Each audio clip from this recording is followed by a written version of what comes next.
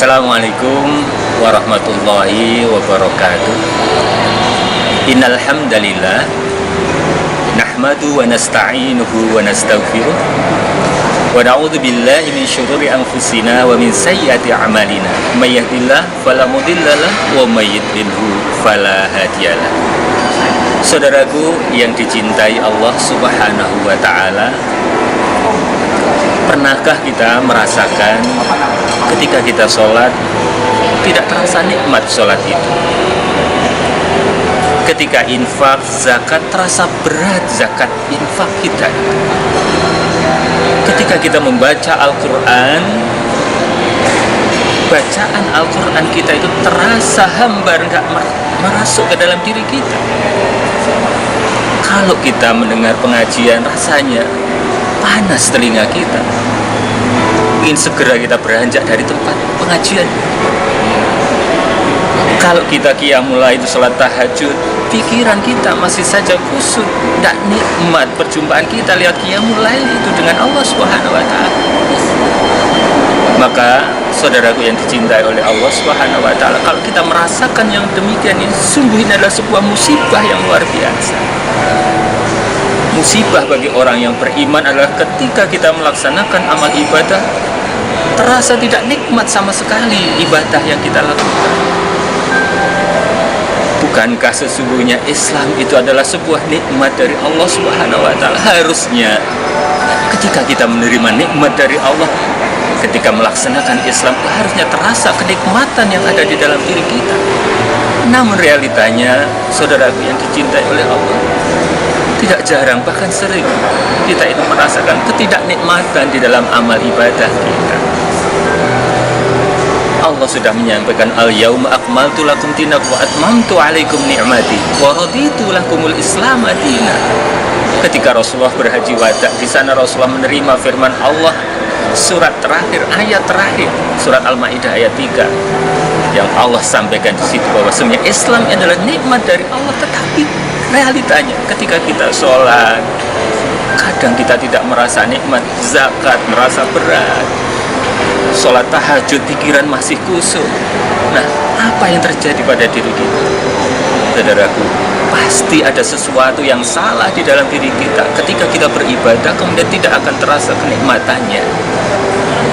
Kita ambil contoh, kalau fisik kita ini sedang sakit, maka makanan selezat apapun tidak akan pernah nikmat. Kalau COVID sudah menjangkit, makanan itu terasa pahit, nggak ada nikmatnya. Kalau gigi lagi sakit, sate yang nikmat itu setiap gigitannya menyiksa diri kita, saudara. Maka demikian pula para jamaah saudaraku yang dicintai oleh Allah Subhanahu wa taala, ketika di dalam diri kita ini ada penyakit, maka ibadah, amalan tidak akan pernah terasakan nikmatnya. Namun yang sakit di dalam diri kita bukan fisik kita, yang sakit adalah hati kita. Ketika kita sholat itu terasa tidak nikmat, itu sebenarnya sudah Allah sindir kita itu di dalam Al-Quran surat An-Nisa 142. Innal munafiqina yukhadi'una Allah wa huwa khadi'uhum wa idza qamu ila sholati qamu kusala yura'unan nas wa la yadhkuruna Allah illa qalila. Sesungguhnya orang-orang munafik itu tidak menipu Allah, tetapi Allah yang akan menipu mereka. Siapa itu? Wa idza qamu ila sholati qamu kusala, yaitu orang-orang yang ketika mendirikan sholat, dia mendirikan sholat dalam kondisi kusala, malas.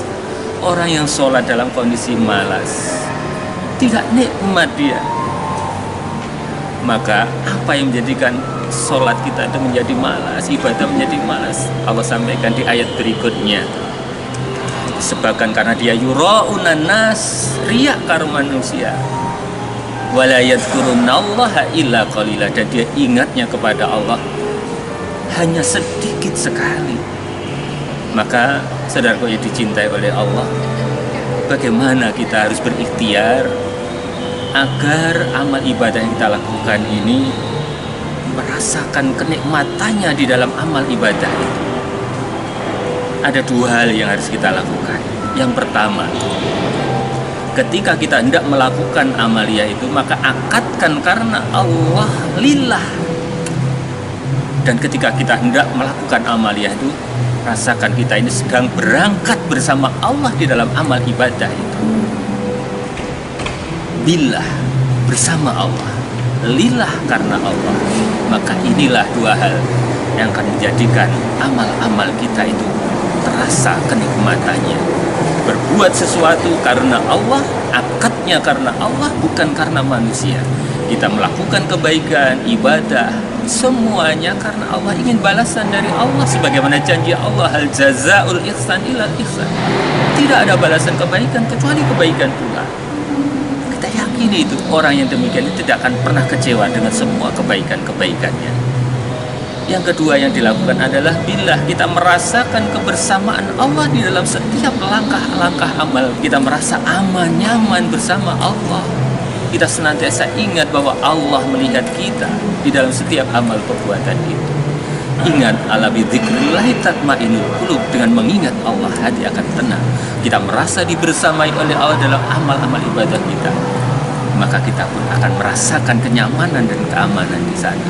Maka sesuatu yang dilakukan, kebaikan, amaliyah yang dilakukan dengan billah, lillahi ta'ala, niat karena Allah, billah, kita merasa dibersamai oleh Allah dalam setiap amal kita, maka insya Allah akan menjadikan setiap amal kebaikan kita itu menjadi nikmat terasa oleh kita.